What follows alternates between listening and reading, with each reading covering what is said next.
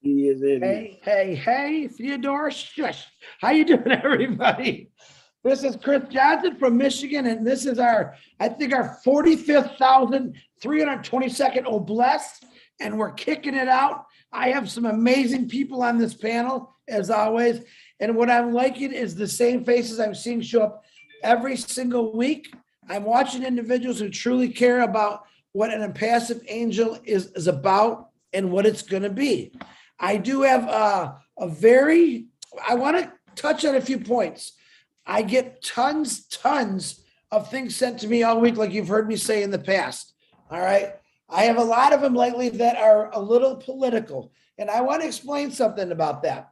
I understand in many countries, there's a lot of bad people in places they really shouldn't be, that really don't care about maybe the people in that country. And I'm not saying any countries.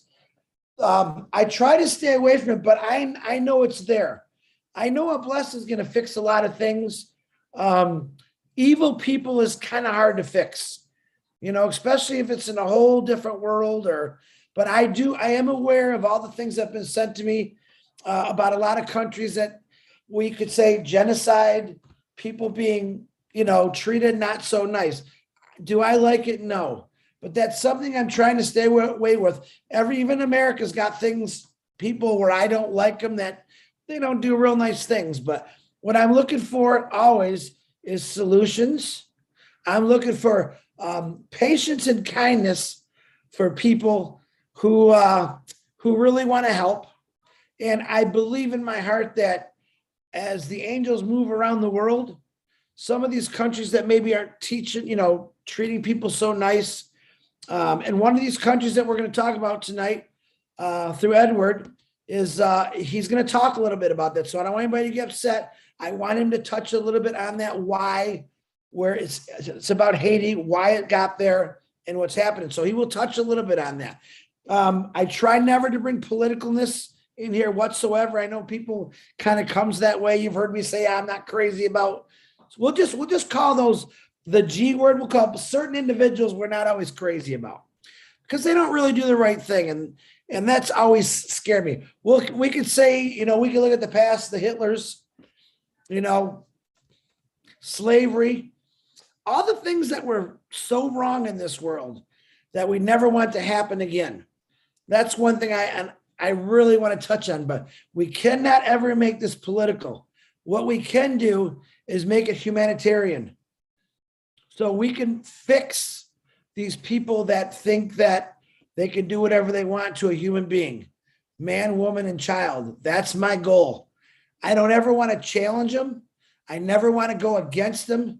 All I want to do is show them what love brings in this world, not control and hate. So on that note, I want to bring two people in here.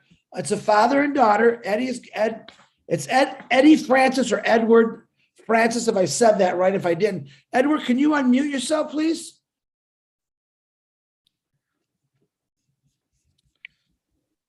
I hear something. Could you hear me now? Edward, there you are. And I know your daughter is here.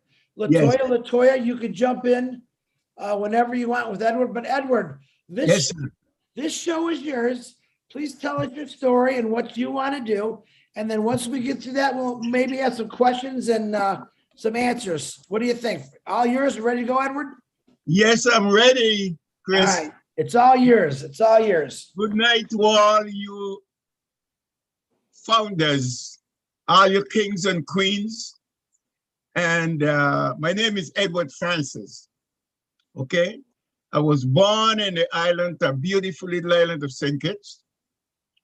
I moved to the Virgin Islands, US Virgin Islands, St. Croix, when I was very young. And then I moved to Miami. And I met a guy, while I was in St. Croix, I met a guy, he was stranded.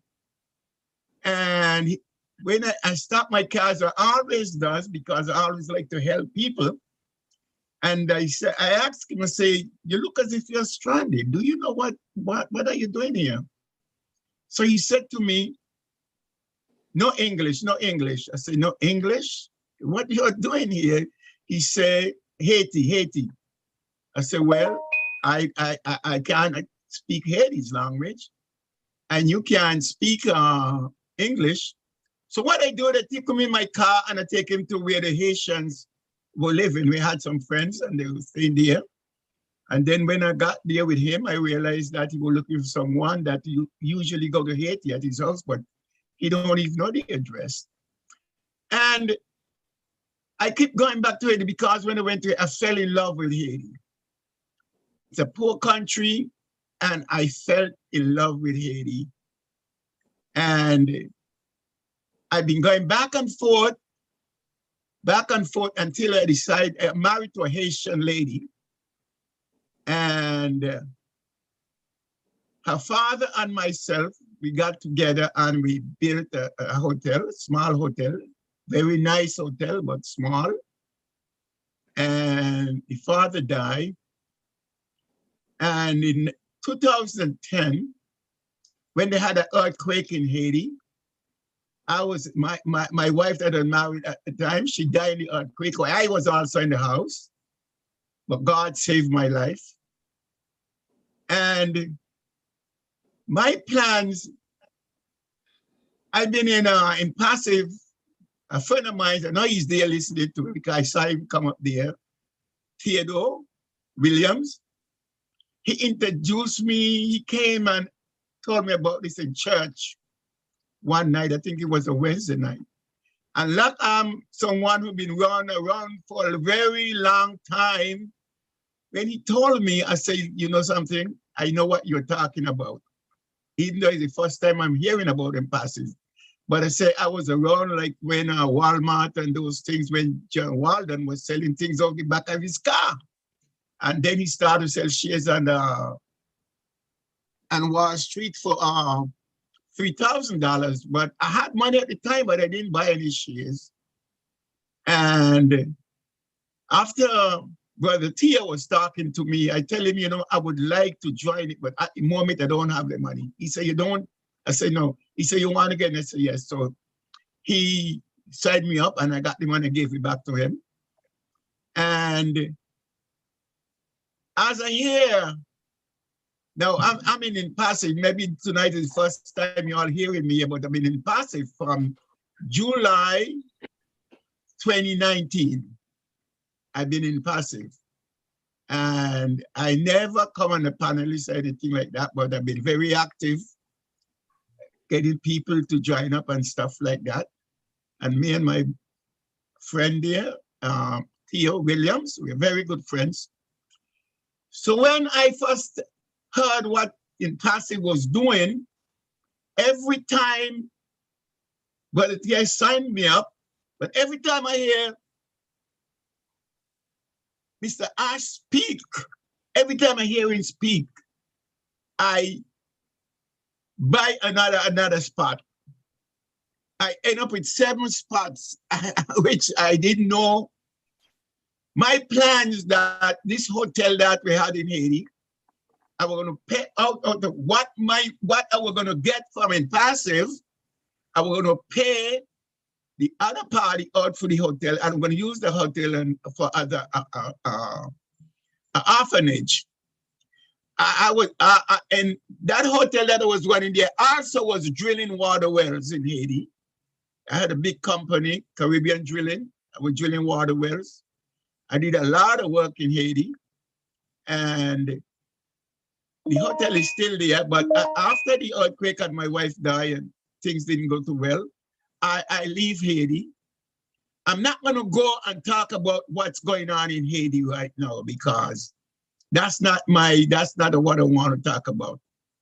What I want to do in Haiti, Chris and all the other folks who listen to me, I was going to build an orphanage, take that hotel and turn it into an orphanage. But after Impassive come around, I decide what I want to do, the hotel will be too small for what I really want to do. And I say, what I really want to do, if I cannot do it in Haiti, I've got to go to Africa, and I don't know nothing about Africa. I need to start a big compound Right now, I already have about 2.5 acres of land. I haven't paid for it. I have someone looking at it. They already took the papers to the attorneys in Haiti. They checked the papers out because he has a little problem with land in Haiti. And they took the papers to the attorneys, and I checked up to this morning, was talking to them. What I want to do, I want to build a compound. I want to start with 200 kids, 100 boys and 100 girls. Section for the boys, section for the girls. I need to build a school on that compound. I need to build a church on that compound. And I need everything that would make those children comfortable in that compound. I need to build swimming pools for them, and I need to build recreation halls for them. I need to build I need a section that they could do a little gardening, plant their fruits, their vegetables, their tomatoes, and the stuff that they plant. That they in the spare time they could be really doing some kind of work. And what I want to do, I want when I get those young kids in, I don't know how long the good Lord going to spare my life, but look at me now. I mean, you could see me, you won't believe. I met Dr. Derek. We had a meet and greet, and when I told him, I didn't want to tell him my age, but my brother that is there, Brother Theo, he got up and he says, Eddie, how old are you, Eddie? I said, well, you want me to give away my age? I says, he said, I'm 82, in August I'm going to make an 83. And everybody just opened their mouth, they can't believe. Because everybody look at me, think I'm like 60 years old. And I said, well, that's what the good Lord is doing for me because he has work for me to do. So what I want to do in Haiti, Chris, I want to build this compound, and not just one compound. I need to build more than one compound, but I want to start it out with one. I need to start with about 200 kids, maybe from 5 years up, that they go to the school right there in that compound. They go to church there, they live there, they eat there, they do everything there. They got the swimming pools and everything to have their little recreation. Got a small ball field for them that they could do games, whatever games they want, they could have it at this compound. And after I get that one going, and now since I know the reason why I doing this and move away from that hotel is since I heard about Bless and Impact. And I know something like that Bless would help me to do, and that's why I decided to develop it up more larger than I first thought, because the hotel couldn't hold many kids. And when I finish the first one, I'm going to try and move other places and do more, because because there's a lot of kids in Haiti that the parents die, they're running around and they don't have no place. I mean, I lived in Haiti. I lived in Haiti for 18 years, and I was going back and forth before I really lived in Haiti.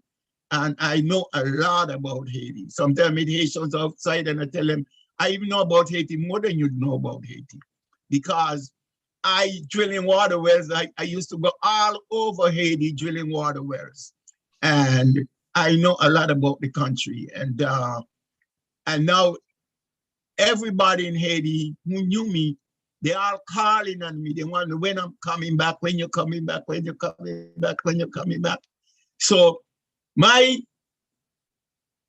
aim right now is to build orphanages, and orphanage to school all the way up from junior high all the way up to college, because we could do that, all that, and virtually and in passive. Could do all that, and then when I finish with one, I'll move to another one. Like my daughter Latoya, she told me that we're not going to just do an orphanage. We're going to try to do some homeless people, because there's a lot of homeless people in here. So this is what my plans are right now, and I wanted. And this is my first time I came. Since I've been I listened to all the webinars, all of them, always on the webinars. But I never come on as a panelist. But I listen to all the webinars because right now I'm retired, I'm not working, and I have hard time to do the things that I would love to do. So this is my plan, Chris, for what I want to do for Haiti, is to build orphanage, get the kids while they are young and bring them up that when they get out of the compound of the school, they're ready to help their family and help their country and help other people. This is my plans right now for Haiti, Chris. And this is as far as I could go for tonight. If anyone want to ask me any question, I'm here ready. So, Edward, yes. number one, I appreciate what you're doing, especially how young you are. It's not a big thing. What I'd like to do is I would like for your daughter, if she would like, Latoya, just to tell me a few words about your father. I did talk to Latoya today. Number one, she made me feel very comfortable when I talked to her. And she told me some amazing things about you that, of course, I really love. But Latoya, would you like to add anything? Just give people a little bit of information about your father. The good stuff, Latoya. Yes, absolutely. There's only good things. So, kind of long story short, my father, I did not grow up with my father. Drama and conflict happens when children are born. So it ended up that I actually did not get to talk with my dad until March of 2022. That Saturday before that big On Passive meeting, he told me all about. So literally the first time I talked to my father after so many years, he brought me to On Passive, and here I am. So, it's been an amazing journey.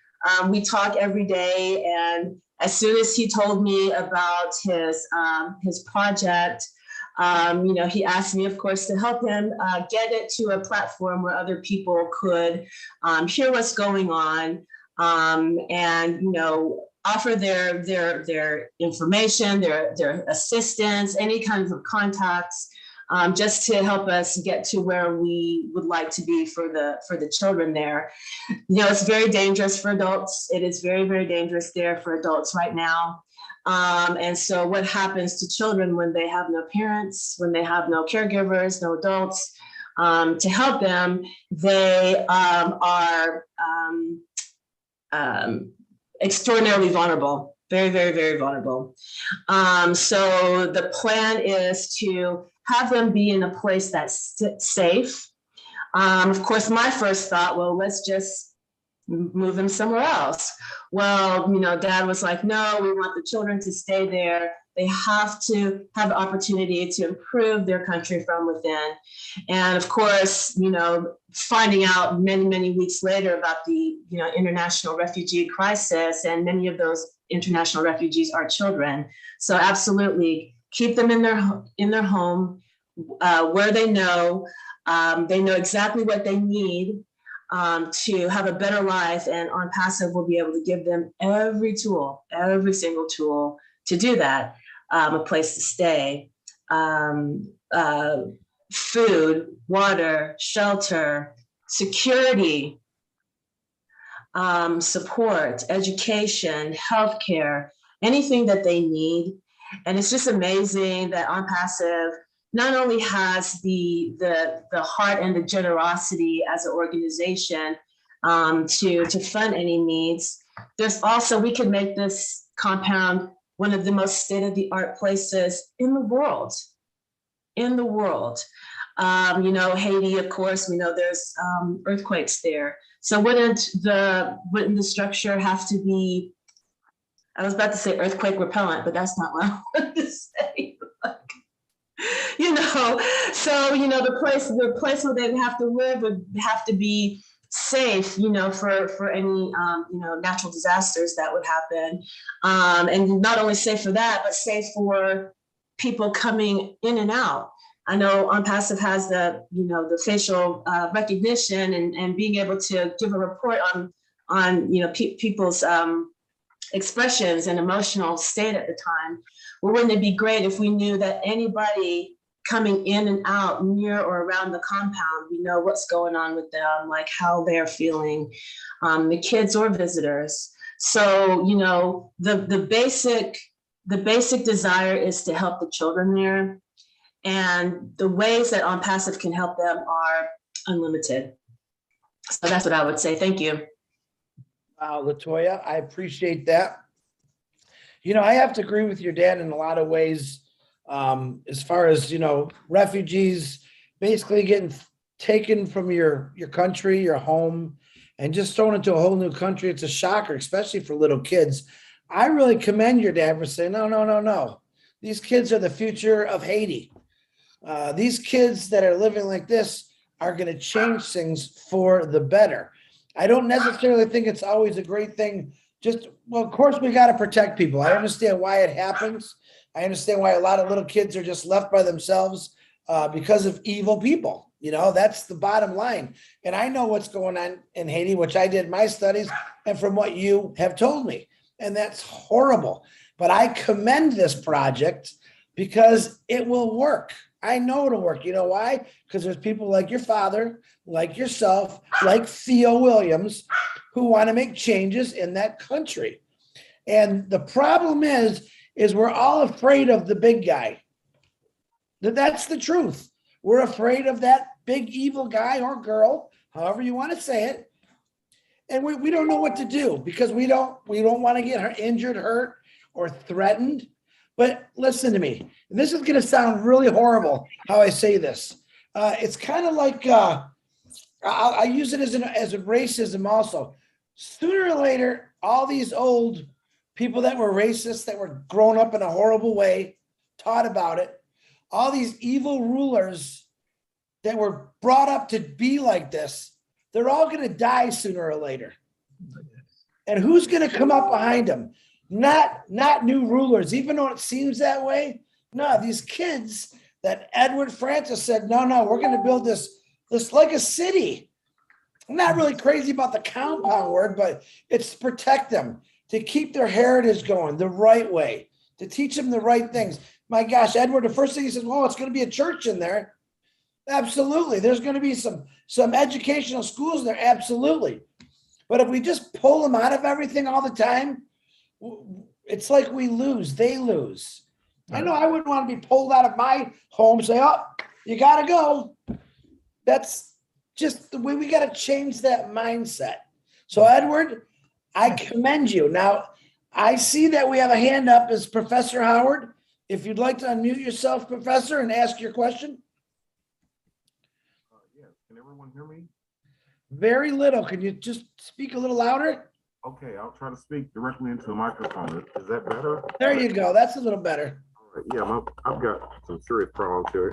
I had to put the computer on the floor because before it was making so much computer noise with the fan and all, and it was just every time I get on, it's like someone's saying, "Okay, yeah, we can't probably make you out or whatever." But anyway, if you can hear me clearly, very good. I can hear you. Address this. My heart goes out to anyone such as Latoya and her dad. I mean, I think they're wonderful individuals. What they propose is something that's more than significant. I mean, we've got to do something about that problem. It's a serious problem.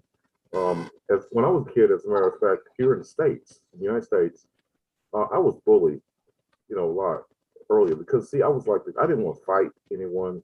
I didn't feel like I had to prove myself, to be the most notorious person to deal with these idiots. All I did was basically let it beat me up. And would you believe that the only reason that they stopped beating me up is because I would sing to them? And, I used to sing really well, and in the early days, like even in the 6th grade, when I first came over to the new school and everything, and I wasn't very well accepted because they think I'm nuts because I'm a nerd. I'm the electronics guy, all kinds of things. But anyway, I used to get bullied really bad. And finally, the only way that it actually stopped was basically one day I said, okay, fine, they're going to beat the daylights out of me anyway, so I might as well fight back. And I finally did stand up to myself, and I beat the crap out of this big guy. He's way bigger than me. He's taller. I was intimidated. You know, one day he put his hand out in front of me, and he put it on my chest, and my heart was palpitating so bad. He said, Robert, what's wrong with you, man? What the hell wrong with you? I said, Stanley, why don't you just leave me alone? I don't want to fight. I don't want to. He said, I'm gonna beat you. You know, I'm not gonna say it, but you know. But anyway, after that, I said, no, I'm not taking him. I actually knocked him down, grabbed him, put him between the strongest muscles I've got in my legs. I had him on the floor in front of everyone. And I got instant respect that day. They only understood violence. And it wasn't until I did that, he started treating me with more respect. But I was saying to Stanley before, and he would, he'd lay off. But anyway, the only thing I'm saying, I applaud Victoria's effort, Dad's effort, and I know they're going to be heroes in the country in relationship to that. Because in a way, I felt like I was the hero, in my sense of, defending myself at one time. But let me just say this, I'm gonna cut to the chase and I'm gonna give a lot of other people good airtime. As you know, I'm an inventor. And you and I've talked before, Chris, and I had you laughing about different things a while back.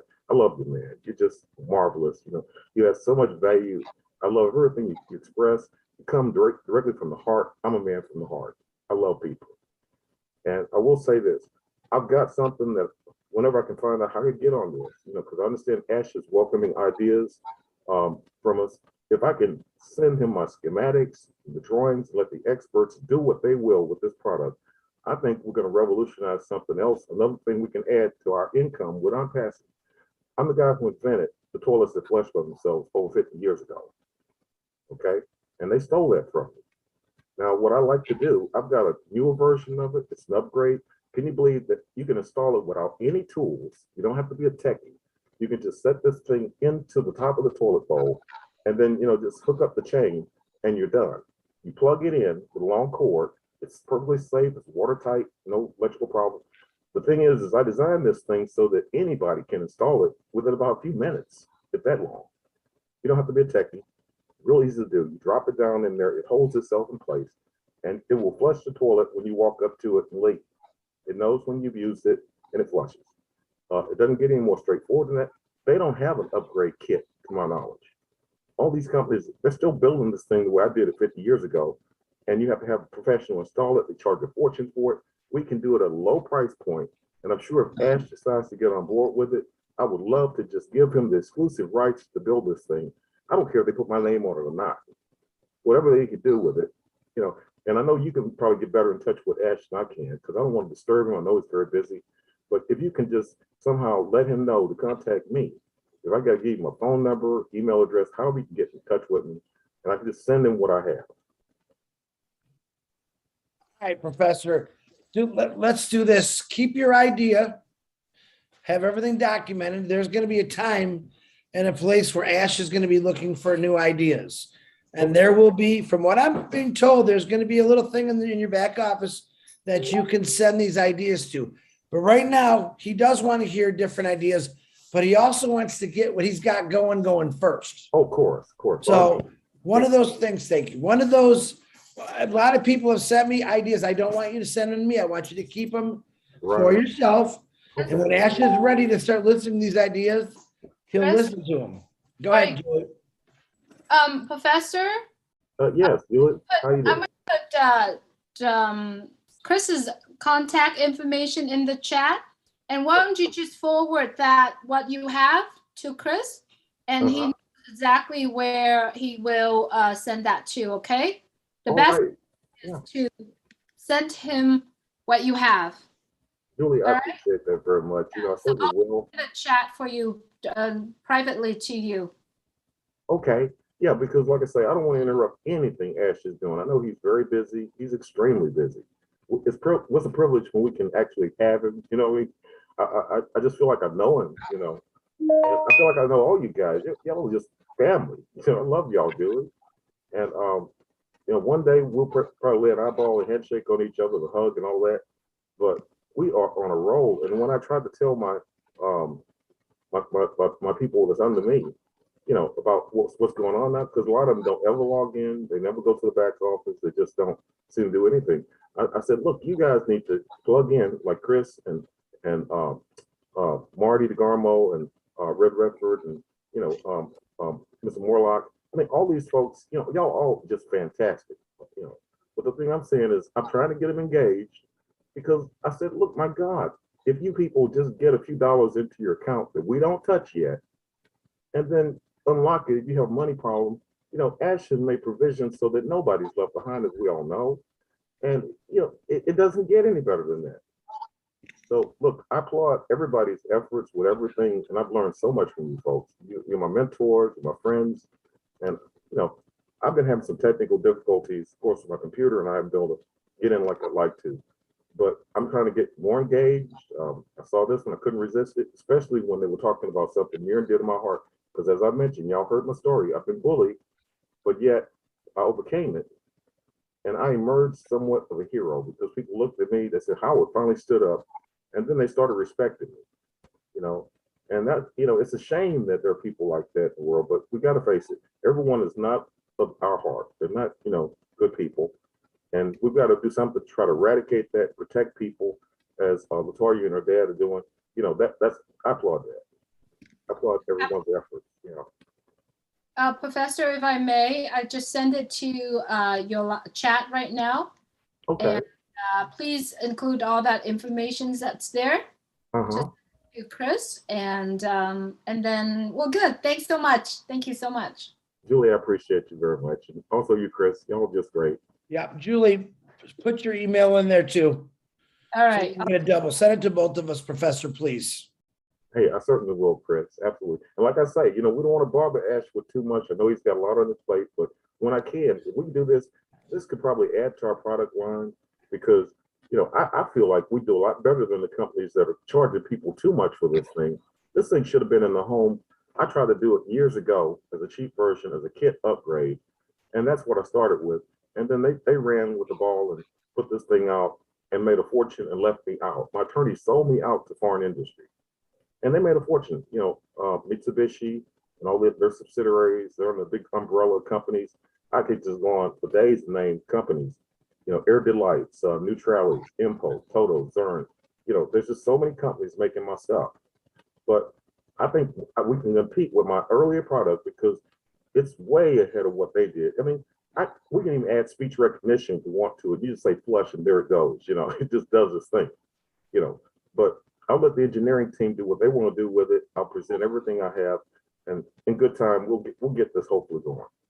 Thank you, Professor. Both of our emails are in the chat. Let us know if you got it. Thank you. Right. Yeah, let me go and look and see if I can see that. Okay, I see live webinar here. Okay. Ooh, everything disappeared when I live webinar. Gosh, I just had all that. I have the chat on. Professor, you got a Facebook? Yeah, I've got a Facebook. Uh-huh. You got my contact, probably Julie's too. Yeah, If you don't yeah. get there, just send us the information through there. I have a couple things that were brought to my attention when you said that, so that's why we're asking you for that information. Oh, very good. Okay, very good. All right. Well, Right. let's get off and let other people have a chance. Like I say. Yeah, I really want to get back to Haiti. Yeah. Yes. Oh, yes. But Absolutely. I appreciate it, Professor. Yeah, I appreciate it. Take care. Okay, so there you have it, folks. Out of the blue, we got a guy named Howard, Professor Howard. If I remember Howard, he's also a comedian too, but just an idea like that. It actually caught someone's attention. I won't tell you who. And they said, get the name in the email. So, but I want to keep it to Obless. Robert, from now on, when you have those, or anyone, if you have ideas like that, I'm going to see if we can make some kind of, I know Julie's got an email where those can go, but my thing is, when you have ideas like that and other people hear them, you heard what happened to you the first time, Professor. That's why I like to keep things in people's heads. It's not that I don't trust anyone sometimes when it comes to ideas. I myself had an idea like that years ago, and I told someone and they ran with it and I lost it, but that shame on me. But when you guys hear something like this, be in consideration. Professor probably put a lot of work into that, and just ignore what you heard and let it run. Let Professor do what he's got to do. All right, back to Haiti. I want to get back to Haiti. I want to ask LaToya, if I call you TY, I want to ask LaToya a couple questions. Now, LaToya, I talked to you for a couple minutes today. She was like in shock, which I thought was funny. Oh my God, hey. I'm like, hold on, take a breath. It's just me, normal guy here. What would you do? Do you think that you can assist your father and either make it better or your ideas? Have you talked with how your ideas, you've talked with your dad about this, what you'd like to see also? Actually, honestly, no. This is my dad's idea, his project. I was, there to happen to be in a good place to make the connection. So I haven't really thought about it very specifically about how I would be involved, but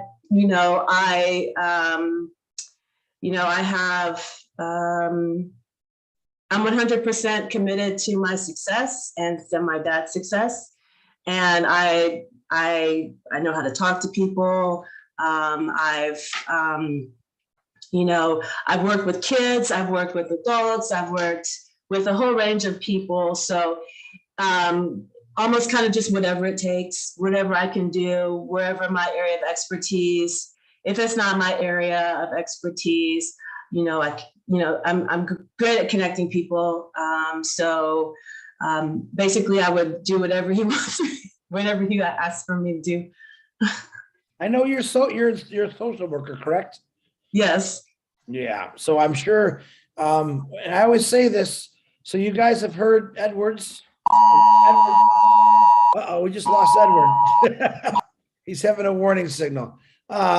You guys have heard, that sounds like he's got some kind of, we used to get tornadoes. I remember hearing that noise on the television. I don't think he's hooked up to a machine, right, LaToya? That wasn't. No, he's in Florida. He's in Florida. So there's probably weather related alerts going on. Yeah. Mm-hmm. I was hoping you were going to say, oh my God, he's on one of those heart machines and we just heard a flatline sound. I don't want to hear that noise. So that would be the kicker to it all. But so anyone that have listened to Edward, what he had to say, and if you guys notice, I'm trying to go all over the world with this. I'm trying to get in different countries. We were in the Philippines last weekend. We're in Haiti this week. I really want to hear every country. The lady, Emily de Guzman, who was here last week, which I call she found me. I didn't find her. Okay. What she did and what she brought out is the same thing that Edward's trying to do for Haiti. That's what I'm looking for. You guys don't know it. Ashma Farah wants us to look for diamonds in the rough. In other words, and that's what I call a diamond in the rough. We all represent a passive. We all represent the angels. But if each individual represented their countries and we all come from different countries, imagine what we're really get, that's really going to be, we're going to clean a lot of things up and we're going to help a lot of people. So I am looking, myself, Julie, Marty, Red, Lynn, we're all looking for individuals. And I'm not going to say that want to shine. I'm going to say that just want to talk about helping people, doing things different. And I know there's a lot of you out there that's already brought up many, many amazing projects. I know Mike's got the going on in the freeway in Africa. That's an amazing thing. I've heard some phenomenal stories from all of you of what you're going to do. And I know that you're going to do it. But if we took, I don't know what we have in the screen because my eyes are shot tonight. How many people we got in the screen? Let's say y'all came from a different country. And from what I see, it looks like we got, I don't know. It looks like over 200 to me. I could be wrong. My eyes are horrible tonight. Can you imagine if each one of us came from 200 different countries and each one of us had a story like Edward or like Emily from last week, and each one of us wanted to do something for the children, for the women, for families, for homelessness, for poverty, for humanity, just one individual. And we all took that back to our home country and we made a difference. One person can make a difference. I don't care what you say. One person can make a difference. Ashma Farah, he made a difference. All right. Julie Wen, she made a difference. I'll talk about Julie for a second. She came out of nowhere. They started the Julie Milo show. Everyone said, wow, who's this? And I used to tease her all the time. I would say jokingly, who let the little Asian boy on the webinar? It was our private little joke we always had. You know, funny stuff. And Julie Wen has literally built an empire of helping people through Impassive. Marty DeGarmo. Everyone knows who Marty DeGarmo. Same thing. He hates when I talk about him. I'm proud to talk about him because he's there to help. Not just his family, the entire world, whoever asks. That's a pretty good thing. But if each one of us dug into our own roots and remembered things or seen things or know things that are going on now, and we could fix those, that's when the world gets better. When some of these old, miserable, rotten people eventually phase off, we'll say phase off. I don't want to sound too cruel about it. All right. And we have people like you teaching your kids that, yeah, this was wrong. We don't ever want to see it happen again. We have to change it. We're going to see some amazing changes. And it really is all because of Impassive and the power of the people and the foundation and what we're going to do, period. It's that simple, guys. I'm letting you know that this is this simple. We've already changed things. Now we got to do something about it. And that doesn't mean put our berets on, put our army boots on and march. No. We're going to do it in a positive way. We're going to do it with love and we're going to do it with kindness. Are we going to come across some mountain men, mountains of ignorance, mountains of negativity? Absolutely. Absolutely we will. But 1,500,000 to start, ain't many people that's going to stand against us. Let me tell you that. Because technically we're trying to help out their country. Every country. So, all right, I'm ranting here. Ty Young, please unmute yourself, please. Hello. I just want to say to Latoya and Edwards that's a beautiful idea, and I want to help all I can in any way I can. But I wanted to just ask a question about it too. I was wondering, how are you going to make sure the people that you staff such a place or such places that would be okay psychologically and be able to trust them around all the kids? That would be my question. So I don't know how that's a big undertaking, you know what I mean, to screen people and hire enough people to help, you know what I mean, that's going to help the kids, not abuse them or do something. Because you hear all kind of crazy stories about those kind of facilities that abuse children, you know, and that stuff happens, and I don't even want to hear it no more. But anyway, that's just my question. Oh, so Ty, thank you so much. That is actually a very, very good point to bring up. And that's kind of why I brought up the security that Impassive can offer when it comes to the AI and the technology.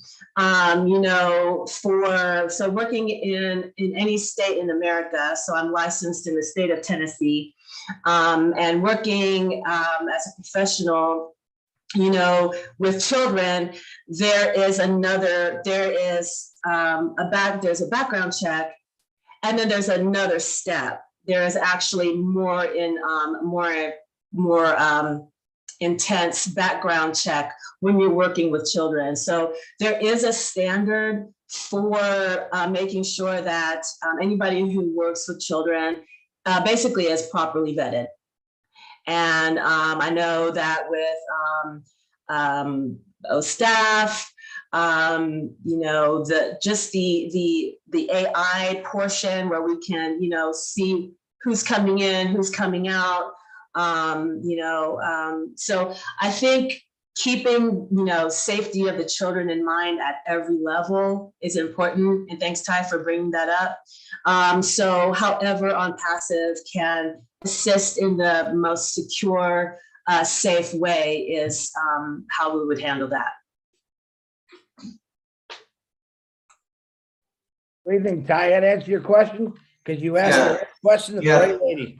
Yeah, I mean, I just something to think about that people's, it is something, it's a big thing to think about. I just wanted to help with the conversation and give other people same thoughts and same ideas so that they, if they decide they want to do the same thing, what it actually takes, what it's going to take. It's anything can be just money, it's going to be a lot more trust, honesty, sincerity, love, compassion, and that's a lot to ask from, who knows who. That's why I said that anyway. And then I've worked with children in the past, and one of my specialty areas was child abuse and neglect. So it's a very familiar fear and concern.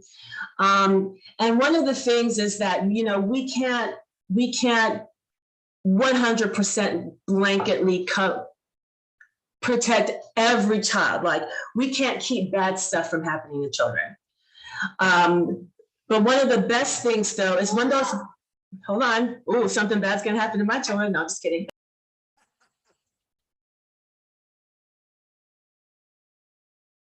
Do that live, guys. That's a mom right there. That's good, Latoya. You're okay. Okay, so you can't protect children 100%. We would love to do that, but life is life. Things happen, bad things happen. What we do is we try to work on minimizing the distress that occurs.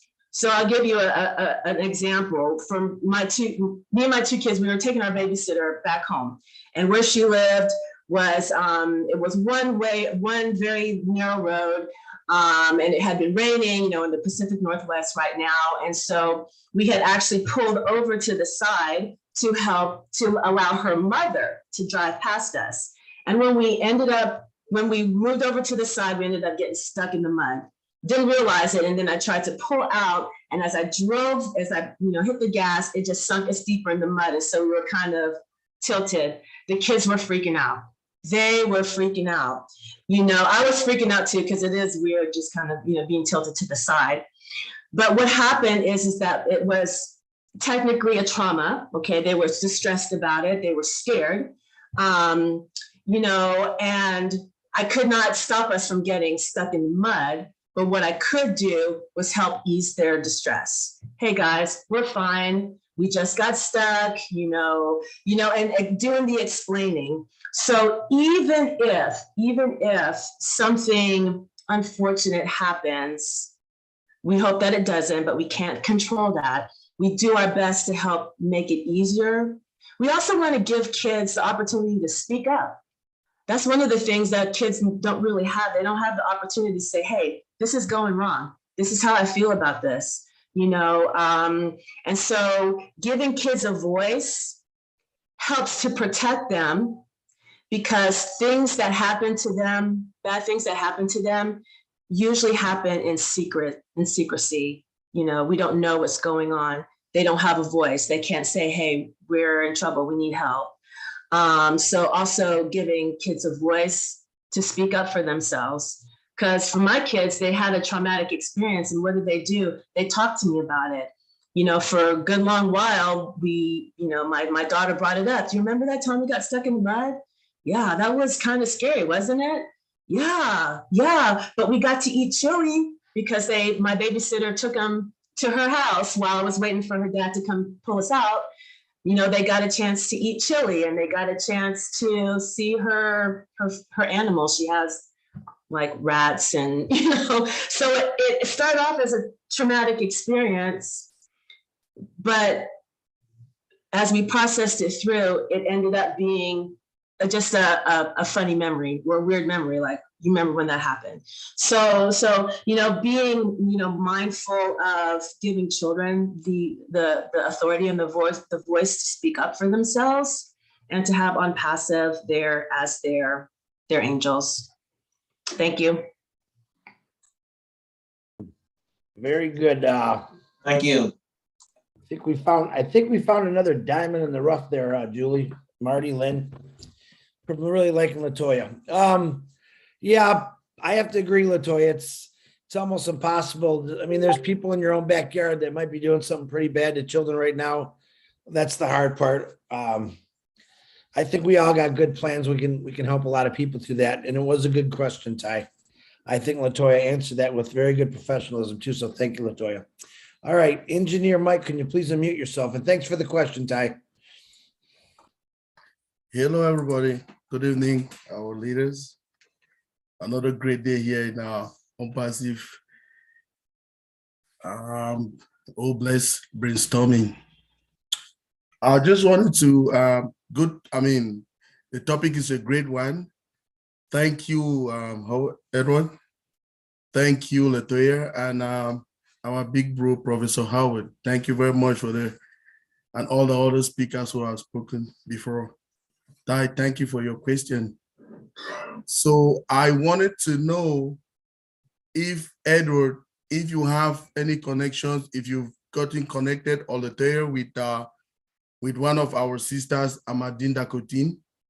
She's from Haiti, and she was, I used to work with her. She's getting all these big programs and plans. I don't know if you people are working together. Is that something that she can be a force to reckon with in that kind of a project? She has a goodwill, and she's ready to do something too for the Haitians. So I think if you guys can come up like a force, it will be a very big one. I don't know if you guys are in contact with each other. Not now, but we will. I just wrote her email down. She left it in the chat, so I have it down. Yes, thank you. You're welcome, Latoya. That's all I got, big bro, for now. All right, who are you calling a big bro? Man, I'd be like a rag doll in your arms. You know that. All right, Michael, thank you very much for bringing that up. Appreciate you. Once again, give with Latoya and Edward, but I'm sure Latoya is the main keeper there because Edward, he's very young and that technology might be not used to it. So send Latoya. He's used to being retired. He's used to being retired. Yeah. He's not into working too hard. It's a good thing. It's a good thing. But you guys want to connect with Latoya and her father helping out with this project, please send private chat to Latoya, your email, phone number, whatever, and connect. That's what a lot of this is about. Or Theo, because I see Theo. I think he's a part of this. Theo, before I call on Tina, would you like to say anything, Theo? You seem to be really inspirational and part of this with Edward there. Very much. Thank you very much. Well, most I could say, the discussion is a very good one when you have to talk about kids and building hope, in children and everything. I mean, it's a good thing. And I just want to say that it was good that I could have made contact with Eddie and in such a way. He have good experience, and I know he lived in Haiti for quite a while. So he know exactly what he's talking about, and he's seen it. He's seen the situation, so he could talk about what he have seen, and that is very good. So, but I'm just here, willing to help, willing to assist, and give my best. That's it. Thank you. We appreciate that, Theo. We really do, because you never talk, man. I think you're another diamond in the rough too. That's what I think. So, I'm glad you spoke tonight. All right, my beautiful Tina J from Singapore, please unmute yourself, young lady. Good morning, good afternoon, good evening, world. Tina from sunny Singapore. I just have a question for Latoya in regards to sustainability of, the orphanage and everything that you want to do for the children. One of the question is, of course, education. The other thing is about resilient building. I'm sure they are already resilient given their I would say unfortunate situation. But I was wondering what else besides just education, the formal education in terms of career building as well, because I think I heard Edward mentioning with regards to youth that it's walking around and not giving back to the society in terms of work and career. So my question would be, what are the sustainable programs that you would like to see in the orphanage? And at the same time, Edward also mentioned, or was it you who mentioned about, the homelessness? So we do have that demographic of people in Haiti, and whether there's any plans to integrate them, to have an intergenerational conversations between both of them in terms of sharing life and sharing what they know, the difference between what the old days and also what is in the future for the children, and getting the oldies to come or to be in the now, so to speak, especially in this digital world. Edward is a very young 80 plus. We have veterans here in Singapore who's very techy at the ripe old age of 88. So, so that's why I'm saying, is there any plans for intergenerational conversations for both of them to come up and be in the now? Yeah, thank you. Well, Tina, wow, that's a beautiful idea. So this is my dad's, dream for what he wants to do. And really we've only just now started getting an opportunity by talking to you all today to start really fleshing some of the details out. Because it's going to be a huge undertaking, very, very big. So one of the things that my dad had mentioned to me when we first talked about it is that he does want for the children to work. I have a 4-year-old, and she loves to help. She's always willing to, do whatever it is. She gets a little bit bossy sometimes, but that's how kids learn. That's how they learn to, assert themselves. That's how they learn to be part of the family, because we all have our roles in our family. And, we don't want it to be, we're just here protecting you. We're giving you an education, and we're secluding you, from your community or from your society or culture. Yeah. So absolutely, we would want to be sure that they did have the opportunity to work, because like Dad mentioned, planting and gardening. Like my kids love getting out in the garden. Being able to do that. Just planting seeds, even if it's, they're little enough to just plant a seed, and watch it grow. If they can help around the church or any other structure there. One thing my dad, left off the list, of course, a clinic, some type of healthcare area. So I know when I was young, my ex-stepfather was a scientist, and I would go to his lab. I had so much fun. I didn't know what I was doing, but I got to look at stuff. I got to look at microscopes. I got to, do all of these, adult things as a kid, because I had the opportunity to do that. So making sure that the children do get opportunities to interact with their, it's the intergenerational conversations, absolutely. So yeah, thank you so much, Tina. That's a great question. And with the homelessness as well, that's one of my passions is to, there's so many empty homes, or investors buying up a lot of homes and trying to sell them, for vacation properties. Like people can afford to go on vacations, and the ability to buy an affordable home first time is out of many people's reach. Or there's a lot of like commercial properties, like multi-residential places like apartments and things like that.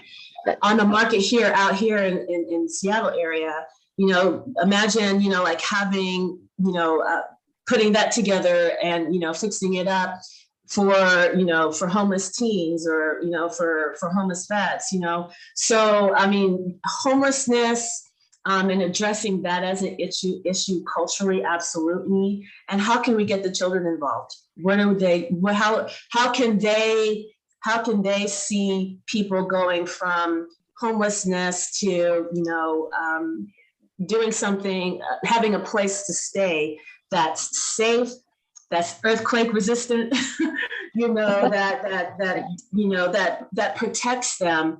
Because one of the best things for children is to have a home. My children have a home here. You know, they walk in on me showing me something that's broke because this is their home. You know, there's no limits for where they can go and what they can do or what say they have here with me. So, you know, giving the children the opportunity to see somebody go from, you know, living on the streets or living, you know, in insecure housing, and doing what they can to help, and then going back to their home and going back to where they live and feeling good about what they've done. Thanks, Tina. Thank you, Latoya. Great sharing. Thank you. You know what? I just want Latoya to come with me everywhere I go now because she answers questions really good.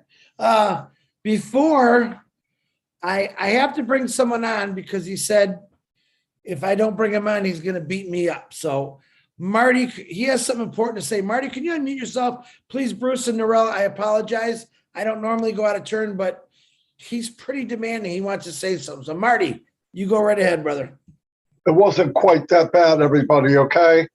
I didn't force them. I just wanted to talk because I've got to go. Latoya, you are a diamond in the rough, and so is your father. Now listen, here's a prime example of not having to reinvent the wheel. If you get money in Edward's hands, Edward's going to do the right thing, right? I mean, you don't have to go out and redo it. There's a lot of people out there right now doing it with nothing. If Oblast can bless them so that when they do it, they can do it at a big scale, it'll change somebody's world, many worlds. So that to me is so powerful. And yeah, Latoya, I don't know where you've been, but don't disappear again. Because there's a lot of people out there, I said earlier, there's a lot of people, diamonds in the rough, and we may miss them because the person above them, I'm not saying this is in your case, Latoya, but sometimes the people above them are turds. Yeah, I don't know what else to call it, but they're not diamonds, so they could care less if you're seen or not seen. But I love finding new people like that. I mean, this is what made the company strong, and we got a few more weeks. We got to keep doing that. If you know somebody's out there that you think when you hear her, she sounds like Latoya or her father, grab them because they do have a voice. And I know on this side of the world, we listen to that voice because that's what I love doing that. And that's what matters. Nobody needs to hear me every day. There's new things coming up. But remember, that's Oblast. What Edward said, that's Oblast. How many people would it take? $10 a piece, and he could build a compound or whatever you want to call it, a big one, a real big one. And it could even be earthquake proof. By the way, Latoya, they do make earthquake proof buildings. They're on rollers. Big ball bearings. They have them in, I was in Taiwan, they have them. I believe the Philippines has them. Oh, I know Singapore has them, right, Tina? Yeah. They're made of. That's right. We do have it. Yep. There's two types of earthquakes. The ones that go up and down, they're pretty nasty. But the ones that sway back and forth, they work pretty well with the ball bearings or whatever. They're huge.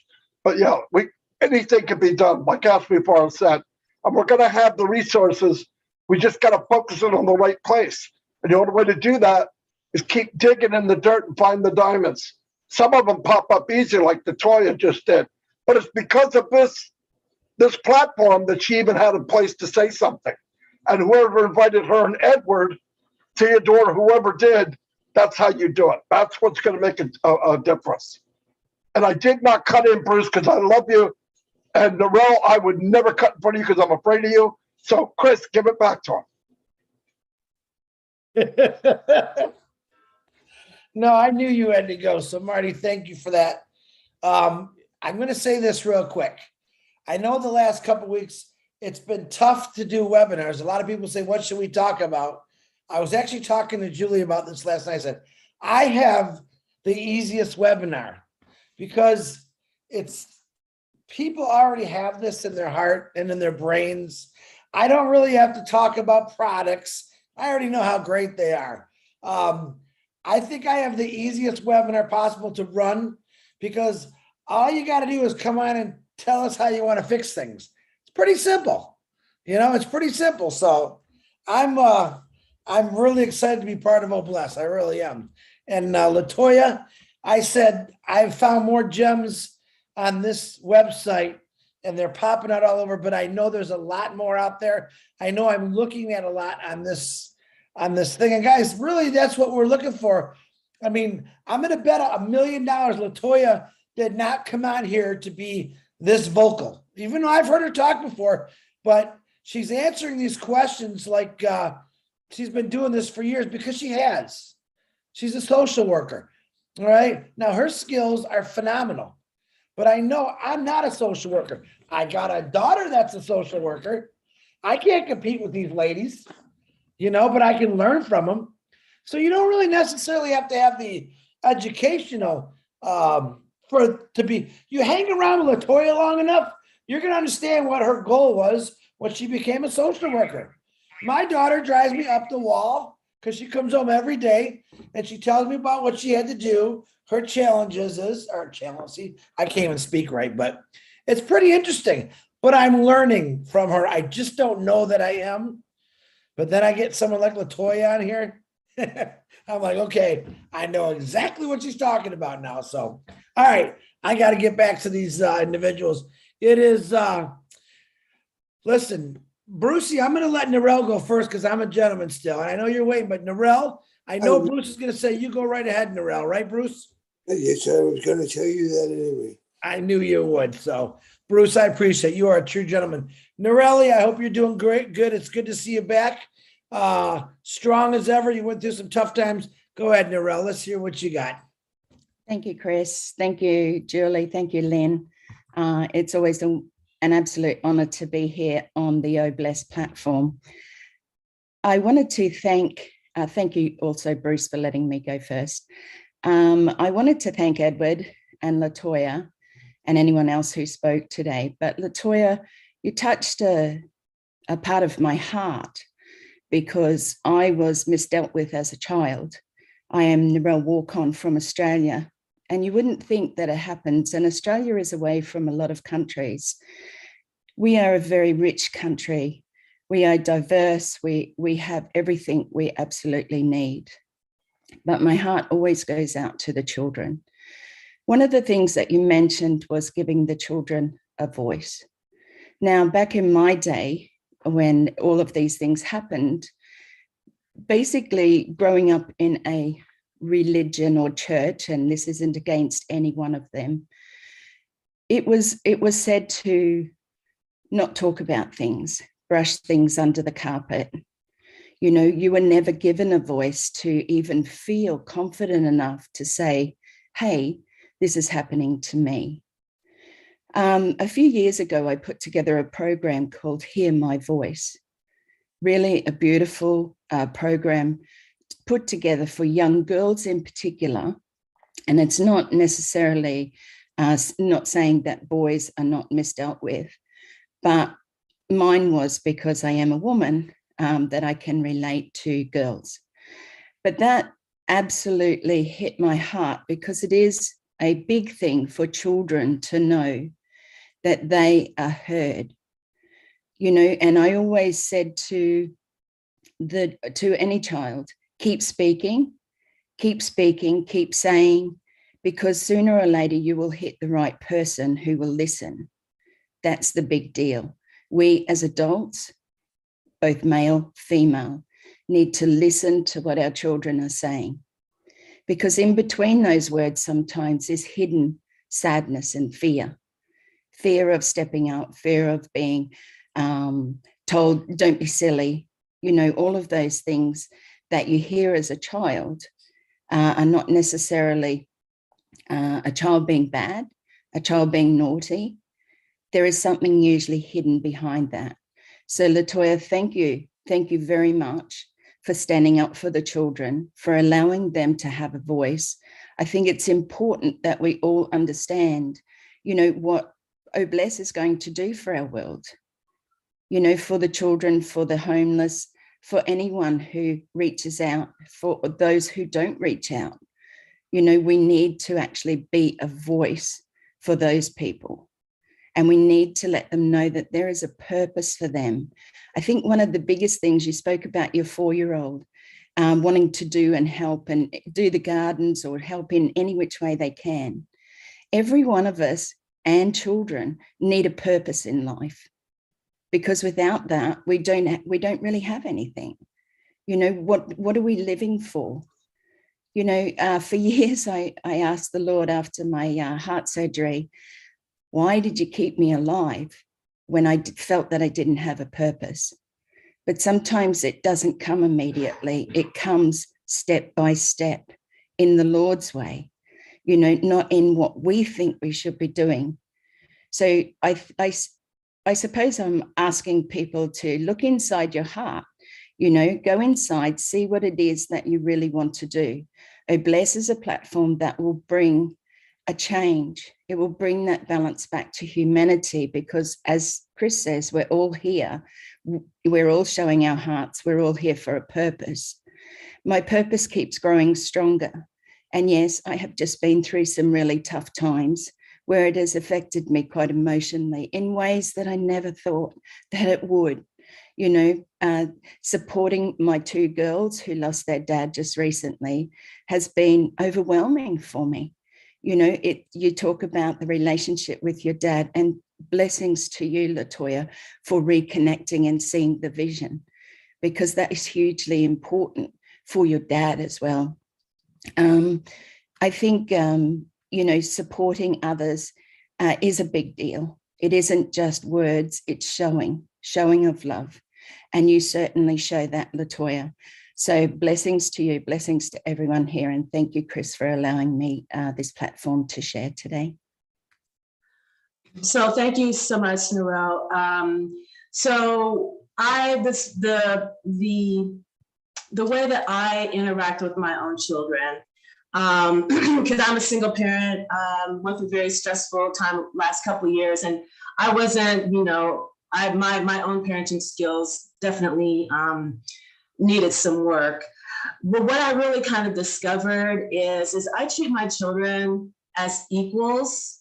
You know, they are people. You know, what I tell people is I treat them like roommates.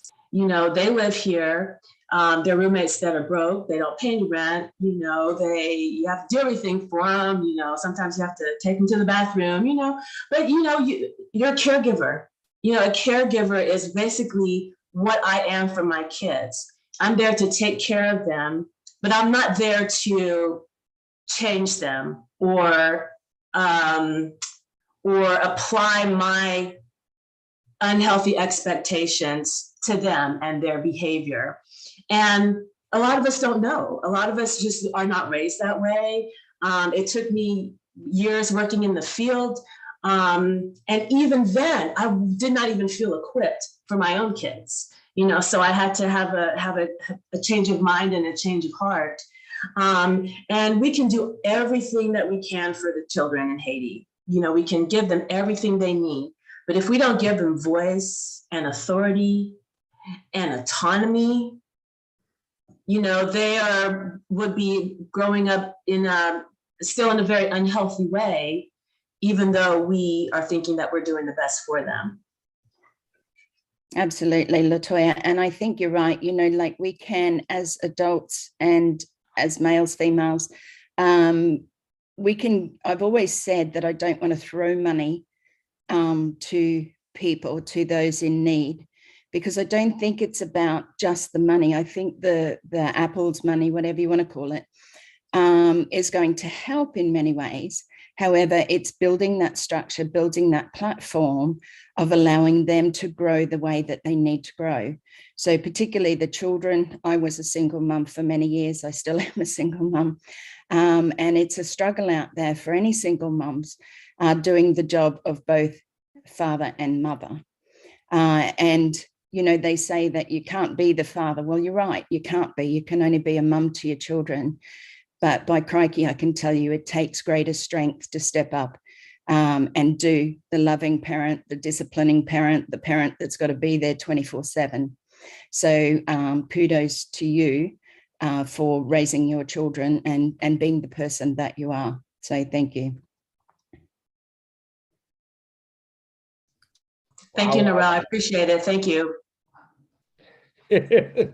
Wow, this is really becoming really deep here. I love this. Very good, Narelle. And to anyone that had to go through what Narelle had to go through, I apologize.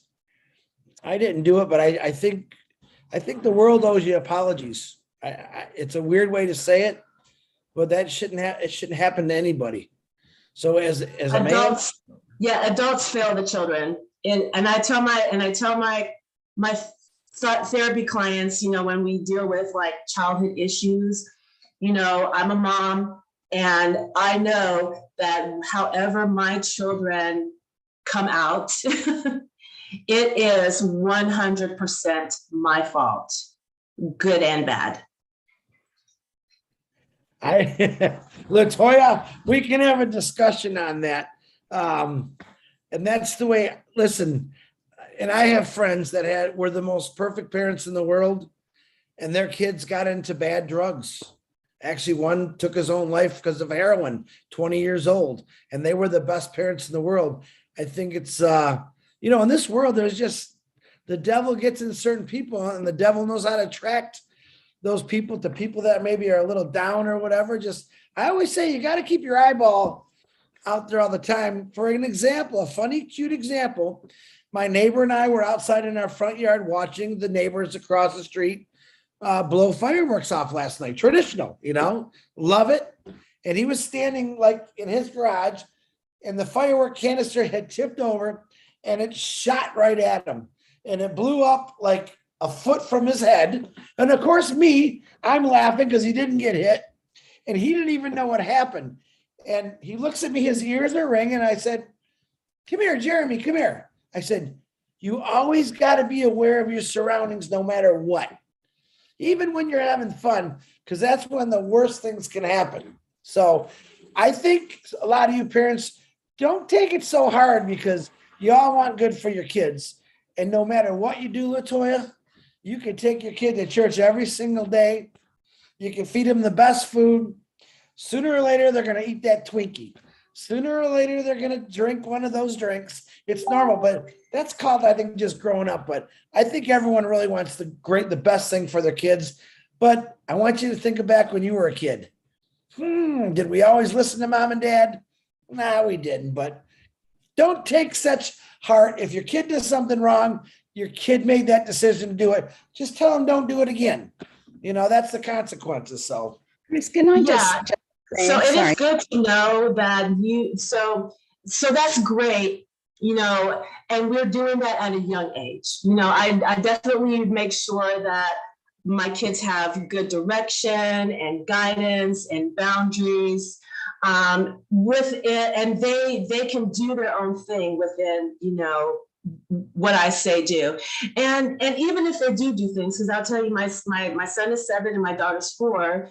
They were with their dad, and they said that, "Oh, we walked across the street to the grocery store." And I'm like, "What?" You know, just kind of nonchalantly, you know, they're like, "Yeah, we walked to the grocery store," you know. So, you know, I was very clear with them, you know, you don't do that, you know, I'm sure your dad was very, you know, scared for you, but they were out there because they had the freedom to be in their apartment complex Well, then they decided, well, a friend wanted to go to the grocery store, so they wanted to go to the grocery store too. And so that's what they did.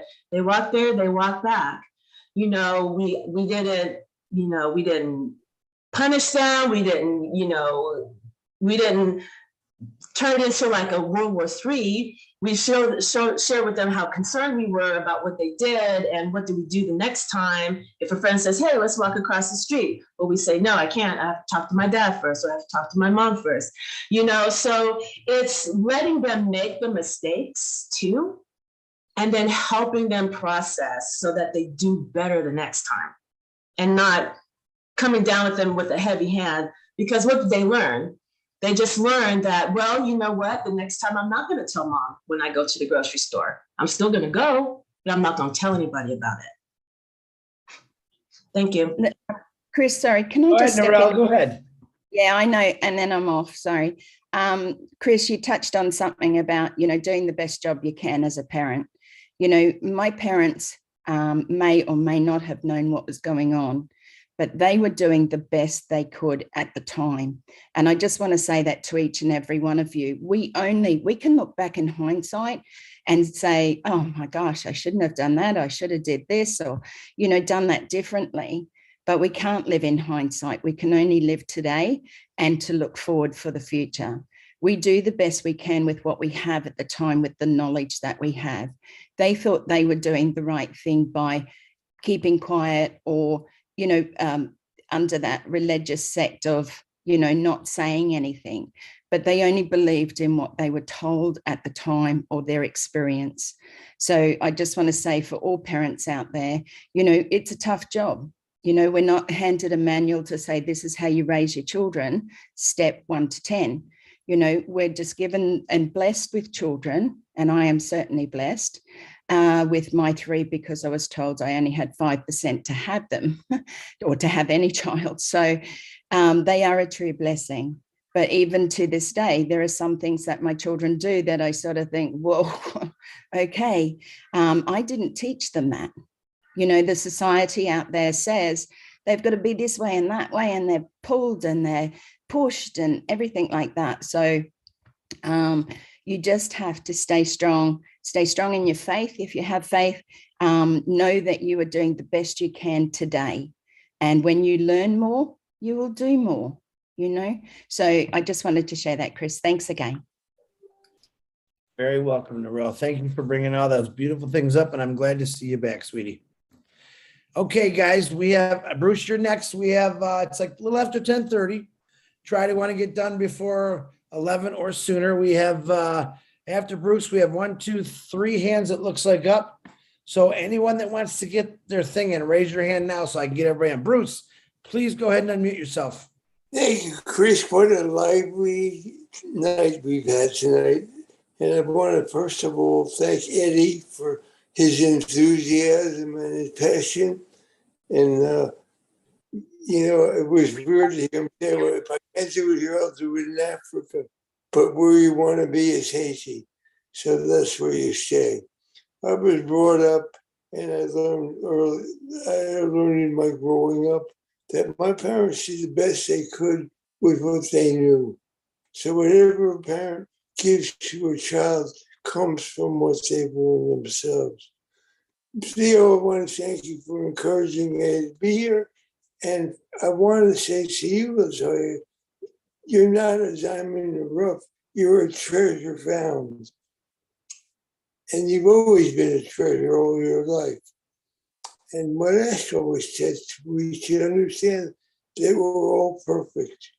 And we should teach our children about their perfection, about their goodness and their qualities of abilities that they have that they don't even know they have yet.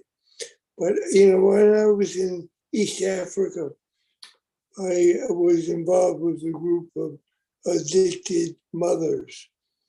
And they were homeless because they had nothing, because they used all the money on drugs. And my friend opened up a house called Malaika House. I think Malaika means miracle or hope. And but the one thing they didn't have really was she found the place, but there was no mission statements. And it's very important to be organized in a place of knowing what the mission is and writing it down. And I know you as a social worker know how to do that. And those kind of things are important, because if you don't have focus, you don't have a strong foundation. In our program here, we call it, if you look at the sign behind Chris, behind most of us, it's lifting up humanity. Here we are, we're lifting up humanity, children of all kinds of ages, because they're orphans. One of the things in Haiti is also there are a lot of homeless orphans, a lot of children who are on the street. And when they're on the street, they have a tendency of learning how to survive, and they learn the habits of survival on the street. And part of that is, how do you lift those people up? How do you know who's not going to hurt? It's not just adults that can hurt children. It's children who can hurt children. And teaching them how to be kind, how to be compassionate, how to have hope themselves is a lot of what will happen in the communities you want to build up. But it takes time, and it takes a lot of people. You know, I'm not saying, I have no idea where they'll come from, but a lot of them will come from the Asian community. And a lot of times those people in the Asian community are filled with despair themselves. And when they see you try to do something that's just for children, they want to come aboard to help. So it's very important to involve the Haitian community in any effort that goes on, because this not only the children's home, it's the Haitian home. You've had a lot of hardship in Haiti. You've had terrible floods, you've had terrible earthquakes, and all those things can be remedied. And because you have terrible floods and terrible earthquakes, you have terrible water, and you have terrible nutrition, and all those things can be helped with or blessed. And like Rory said, even if each, not that it would happen, but ideally if each almost 1.5 million founders all gave $1, that would be a lot of help to start this. There'll be a lot of people other than just the people in on passive say, well, help you get funds to us also. You know, because that's what's important. Because everybody in the world today wants to help other people, the majority of people. And so I commend you on what you're doing. I commend Eddie on what he's doing. I want you to be assured that you have the support of everybody here. But always remember to have the vision of what it is that you're trying to create. Hold on to the vision, just like Ash held on to the vision of On Passive, which he had no name for to begin with. And look how it's grown from what he originally wanted to do to where it is now. So as long as you stay focused and have a strong base, that would be important. But like I say, you are a treasure found, and your father is a treasure found, and everybody here is a treasure found. So I commend you, and I think you know as well the homelessness status in Haiti too, and what the complexities of the situation may be. So thank you so much, Bruce. That was a beautiful compliment. I appreciate that so much.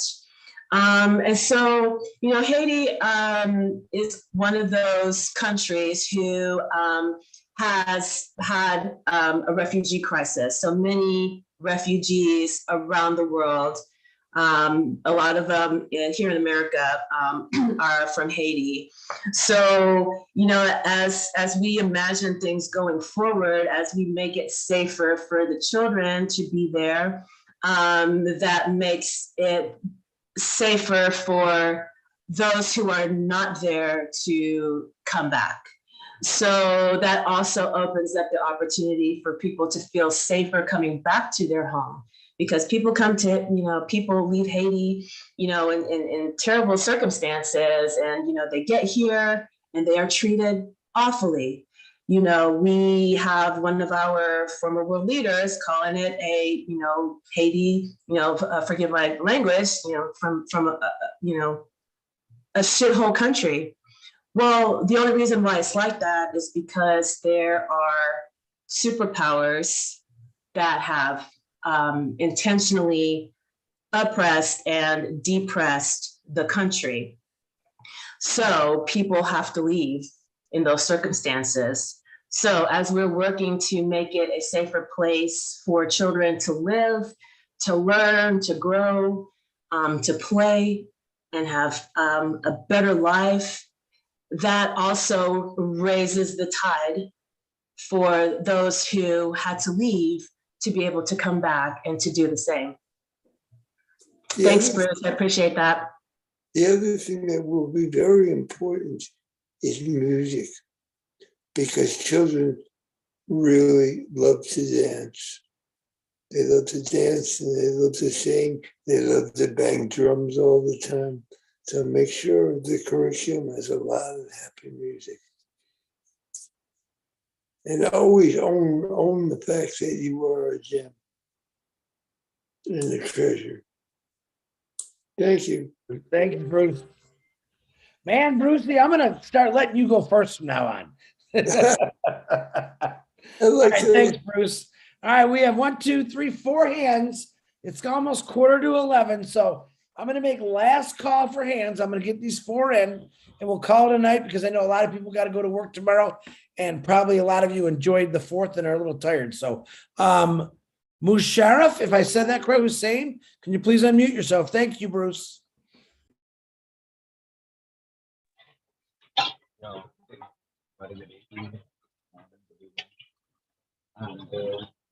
Can you hear me? Yes. Not very good.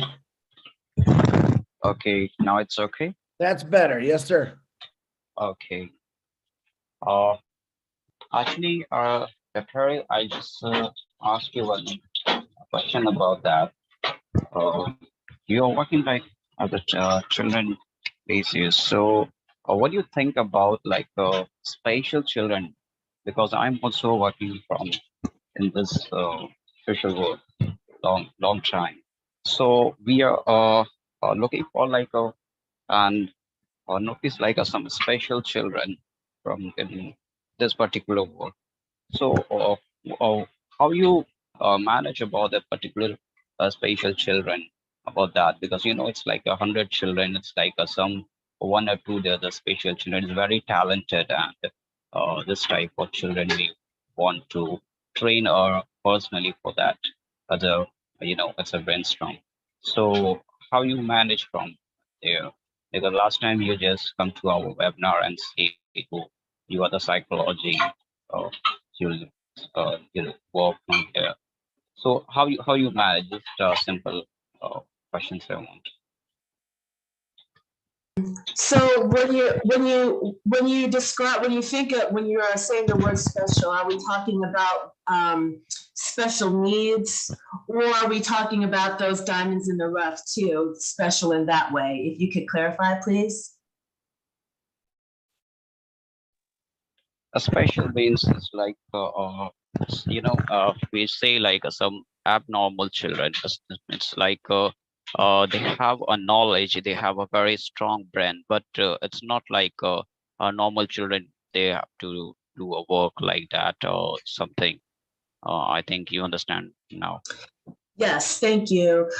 So I could see that would come in a couple of different ways. And again, it would be a very, very huge effort. Hold on, I'm sorry.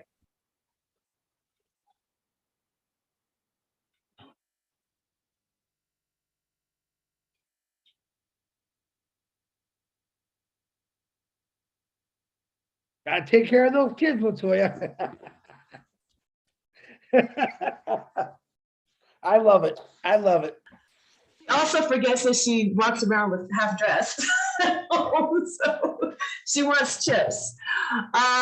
So yeah, that would be, so that's not my area of expertise for sure, but I suspect there are founders who have more information and are subject matter experts in that area. So I suspect there would be evaluations, just kind of seeing what their level is, what the delays might be, and there's, teachers are able to do that.